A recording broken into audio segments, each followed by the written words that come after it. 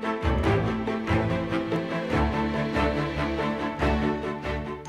evening, you're watching TDM Talk Show. Our guest for tonight is definitely an interesting man. He's a face reading and facial diagnostic expert. He left his high-powered job 15 years ago to embark on a completely different journey. So let's welcome international face reader Eric Standop. Good evening. Thank you. Good evening. So first of all, we need to define face reading. What is it all about? Because not all people know what this is.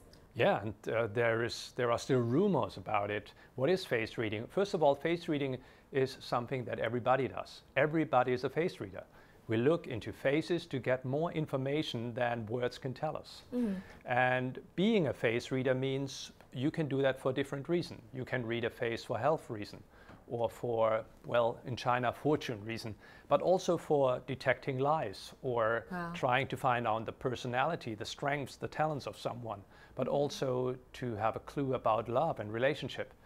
There's a lot what you can do with the face, because your face is connected with your whole system, especially with your brain.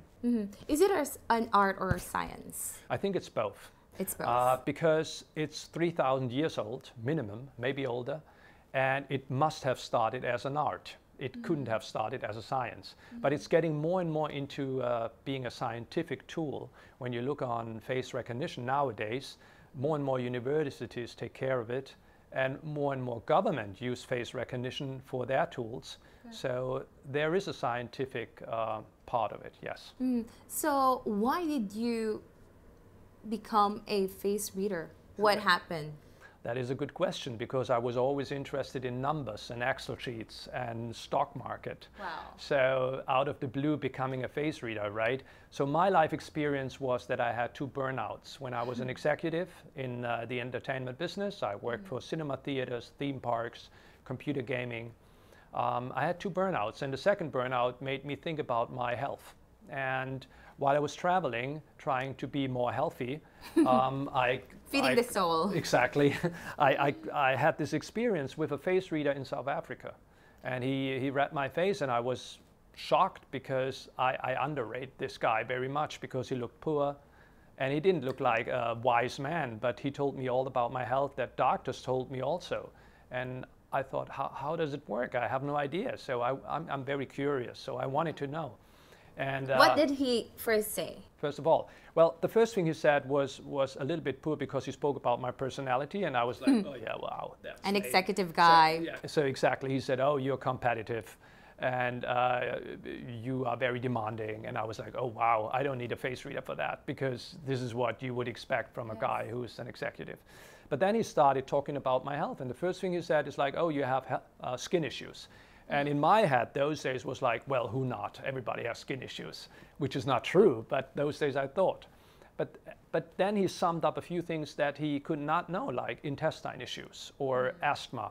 Or he said, you have connective tissue issues. And I looked at me and I said, connective tissue issues, are you making fun? How can you tell? Yeah, exactly. So he said, well, guys like you with that weight and that body, they have connective tissue issues when it comes to hernias. Wow. Okay. And he was right. I had 2 surgeries when I was a kid.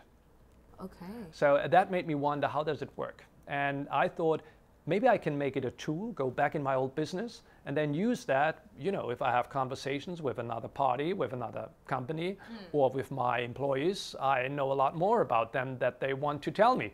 And so I thought, going back to Europe, I will find someone to teach me that, and then I will use it as a tool. In your business? In my business. You didn't think that it's going to be like your full-time, career? Never. I have to be honest. Nowadays, thinking back, I thought I wanted to use it to manipulate as well. Just to know more about the other person, and then use it as a winning tool.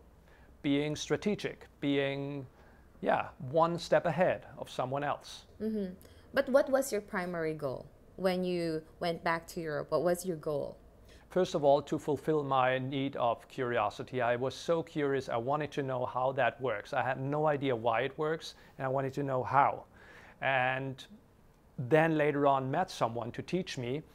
Even in the first half a year, I was all about, okay, if I know this, I can use it here. If I know that, I will use it here.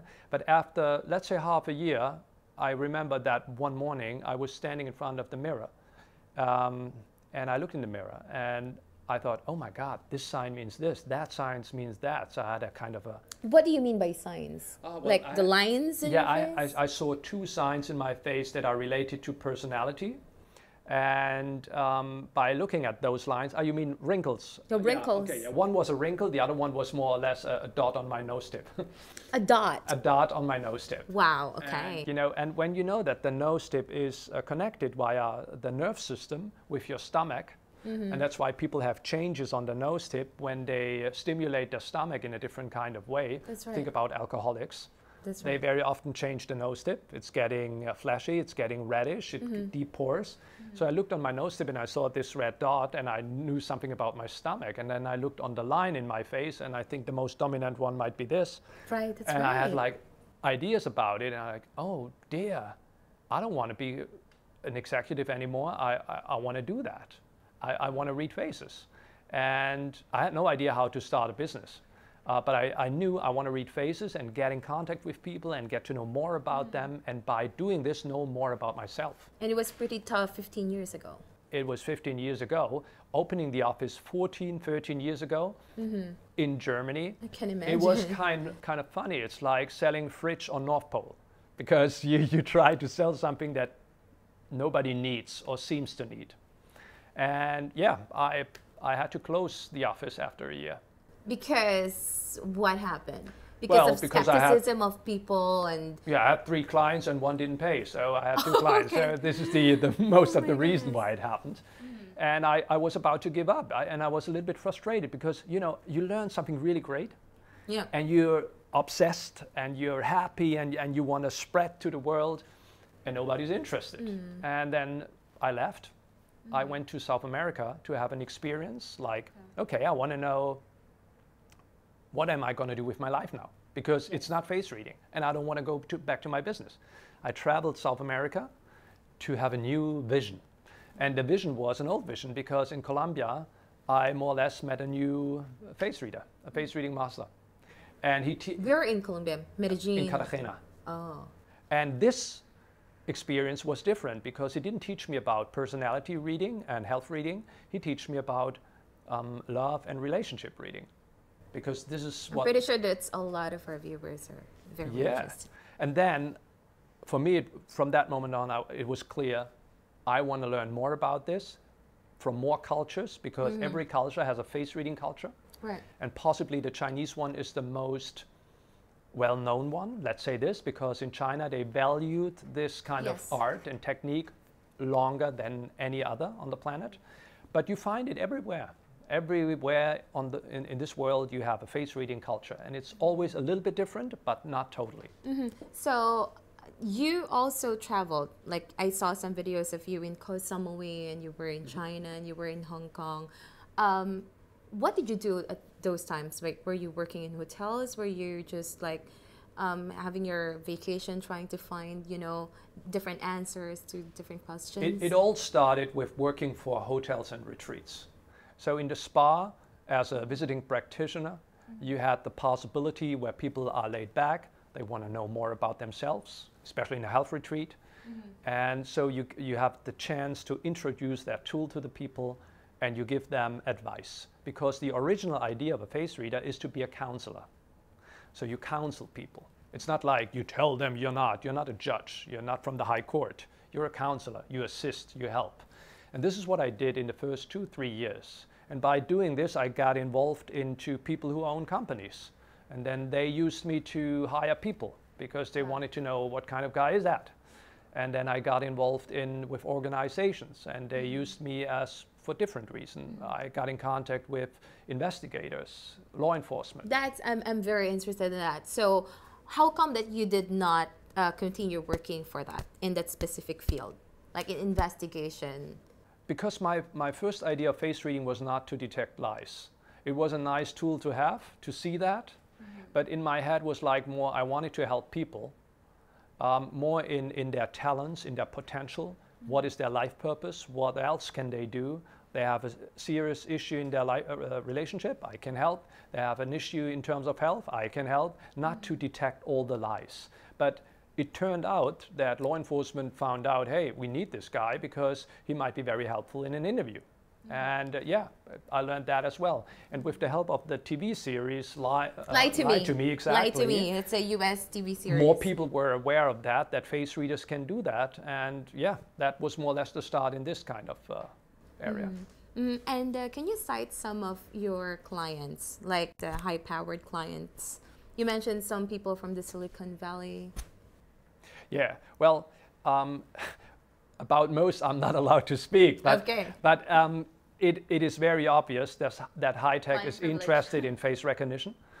And this knowledge about face recognition must come from somewhere. And the knowledge of face recognition is definitely an old knowledge, right? It's first part of our brain in our hypothalamus. We have this part that is able to recognize faces and get more information.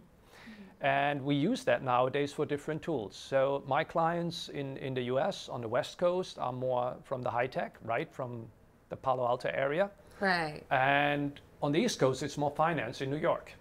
New York. So it depends really on where I am. People are of different kind. So if you're in Germany, do you usually get calls from the States? Or from China? Yeah, like most of your clients are what? Asians or Americans? If you would have asked me billionaires from Forbes. If you would have asked me 5 years ago, I would have said 70% are Asians, 20% Americans, and 10% Europeans. But now it's more like 50% Americans, 40% Asians, 10% Europeans.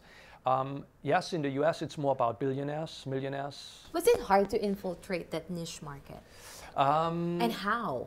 What was like the defining moment that you started getting phone calls from these people? Oh yeah, well if you look... I think this is very interesting. If you look on the length of how long it took to get into that, it was hard. But once you have the opportunity, it's no longer hard. Because those people are very clever. They're not only clever, they're intelligent. And they want to know why is it working and what can we do with that tool. So they are very progressive, taking advantage of anything, of any opportunity. So once you have the possibility, the opportunity to offer that to people who are like that, they take the chance. And you get your chance. And well, if you fail, you're out, that's for sure. But it's rarely you fail with face reading. You know, there is no tool on the planet that offers 100%. But face reading can offer you a lot more. For example, for lie detecting, a human is good in lie detecting. I would say they reach 55%, especially when you know that person. Like from the body language, you know? Well, the body language, and this is what I tell the people, is overrated.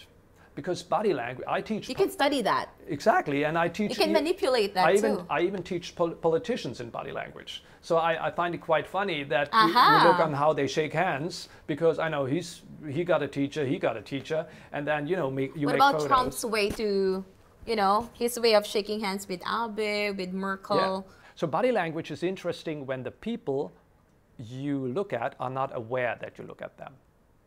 Okay. So what's that? So when you're an observer from the outside, and those people have no idea that someone is observing them. So the criminal at the corner who is not aware that the police is taking a look at them, then body language is of a high interest. But if you're in the focus, forget body language. The face, you cannot really cheat. So the face is, you know, even actors, they have breaks. When you make a movie, after all the 3-5 minutes, you make a break. And then you repeat the whole thing again. Because you cannot fake the face for too long. Okay. There is no chance that you play a role for longer than, let's say, 3-5 minutes without making a mistake. And if you're aware of the mistakes, it's easy to see the lie or whatever you try to pretend. So how quick is it to, for example, when someone walks in the room, for example, for me, you would tell something about me in, like, say, 2 to 5 minutes? Yeah, of course. A lot? You can already tell about someone after 3-5 minutes, but of course, the longer the conversation, is the better. Is it because of like the basic ones, like, is it first health? Or if she's lying, for example, like you could tell I'm lying or something. or like health, what could be like the very first? Well, first of all, it's subconsciously stimulated when you read someone. So maybe you focus on the health of a person or the personality. So I usually get an order. The order is, Eric, I want to know about the talents of this person. Or I want to know, is he a liar?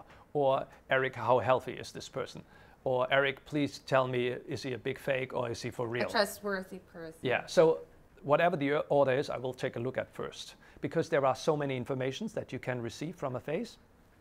So I have to have a kind of a first goal I look for. And if I'm free of that, I'll take what I get. So the first thing you could look at is, for example, the microexpression of a person. Because the microexpression is created over the years. I'm going to show you a small example. Kids, when they are in a balance, in a kid balance, I would say, they usually have a microexpression like this. And this is for all over the world. Yeah. Because they're happy, they want to know, they want to grab. Everything is big and colorful. So how comes that a kid who acts like this at the age of, let's say, 3 or 4, becomes a man at the age of 35 who speaks to you like that? Oh, I'm happy that you're here. How comes?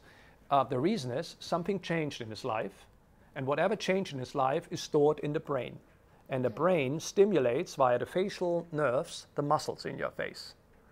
And so by looking at someone talking like this, I know what changed here. Okay. So this person who's more like aware of everything, yeah, oh, give me more, became this person who then is more calculative. Oh, I want to know a little bit more about this particular field here. So you already see, even without listening to words, you see the micro-expression. Just the micro-expressions. Yeah. So you can tune down the volume as well. You just look at the micro-expression and know already about the personality. Mm-hmm. And this is based in physiognomy, right? Could you further explain to us what physiognomy is? Yeah, so this is a mix of physiognomy and micro-expression reading. Micro-expression reading became a part of psychology. You can study that already, for example, in Berkeley, but somewhere else, in Liverpool, for example, as well. Physiognomy goes back to the times of the old Greek, Aristotle. And Aristotle was the teacher of Alexander the Great. And he was not only his teacher, he was also his face reader.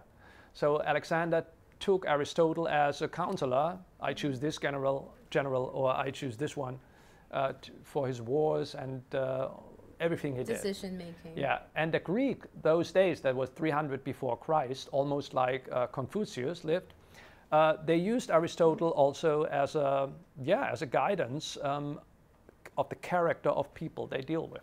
And physiognomy is all about the personality of someone and the character. And what this person is about, the talents. While other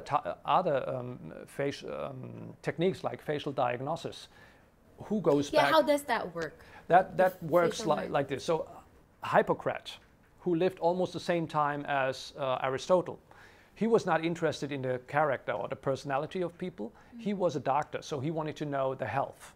And there was no chance to have blood tests or screening. Okay. So the only way to find out what's going on is to feel, and even smell, taste. Taste the sweat. Exactly. And to look. Right. And we know, everyone is a face reader. When someone looks sick, we see that. We say, oh, you're okay, you look not good. That's right. So the reason is we see signs in the face that are related to health issues. For example, zits, dots, coloration, discoloration, glam, shade. Wow. Tissue issues. So what everybody knows is yellowish parts, right? In the sclera, in the white part of the eyes, everybody knows liver issues. Or when someone has dark lines below the eyes, we would say, oh, haven't slept, or boozed last night, or there's a flu. Well, that's true. All in all, it's the loss of a mineral. It's the loss of iron, ferrum. Because ferrum is responsible for your immunity system. And when you haven't slept enough, or you boozed, or you have a flu, well, then you have an issue with your immunity. Right. And I know this is a hard question, but I'm pretty sure you always encounter this question a lot. Is it accurate, like what you do, and based on your clients' accounts, were your predictions accurate? And could you cite some of the stories that you think is very unforgettable and you would like to share with us? Good. So there are two answers on this. Answer number one is a very easygoing one. It's, I'm doing this for 15 years. If I wouldn't have been accurate, I couldn't do that job for 15 years. Right. Another answer is there is no technique on the planet that is 100% accurate. Show me. So even with face reading, you have to accept that there might be instabilities or faults or whatever. So I would give it a 95. 95.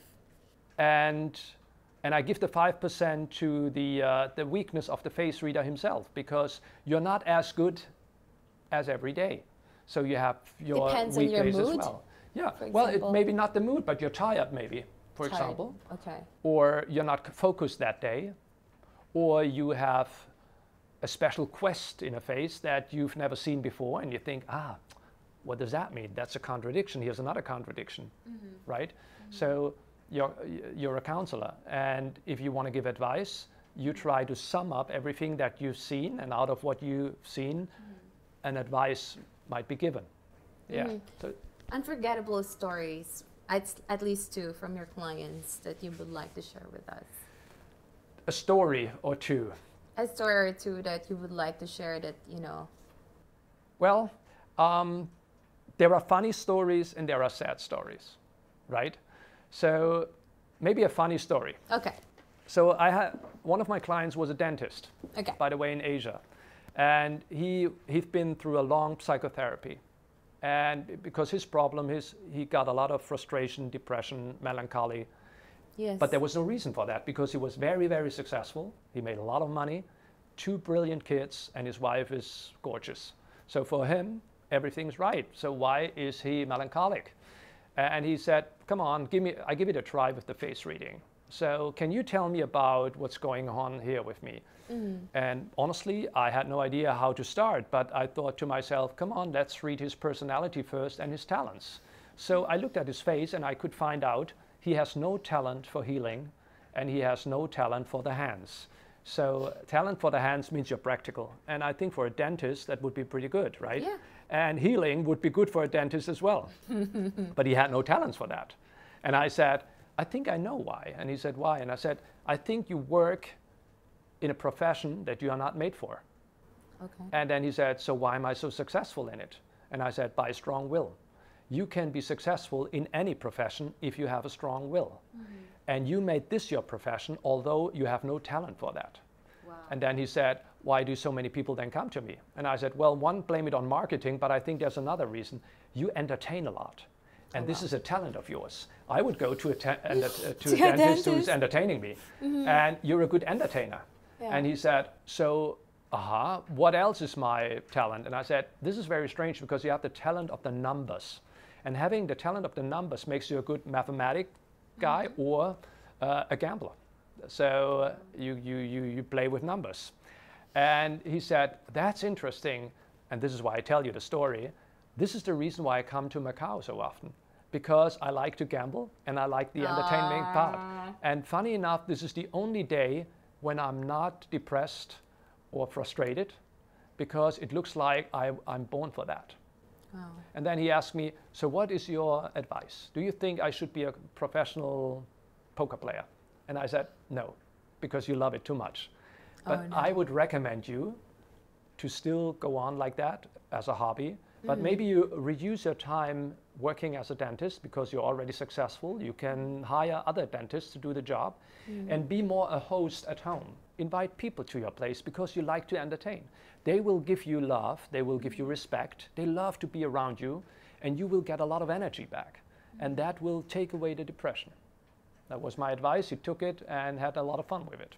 Wow. So this is how it can work, for example. It's amazing. What's your message to those people who are skeptical of what you do?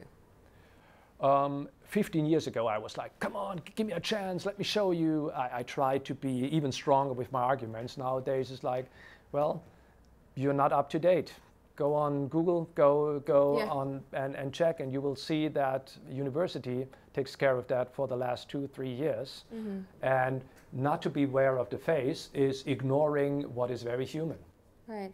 Okay, so this would be the final question. It's definitely not a question, but there's an activity or you have something in partnership with Mandarin. Could you tell our audience about it?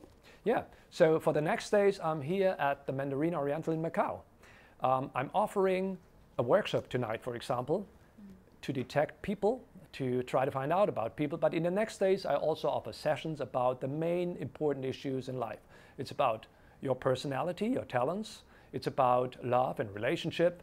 It's about your health, your nutrition. But it can be also about a little bit of mystical thing. If you want to know about the path of life, kind of a destiny reading, we can use a Chinese technique for that as well. I would be happy to see you. Thank you so much for having us. Thank you. Joining us again next week for another episode of TDM Talk Show. I'm Karen Lee. Goodbye.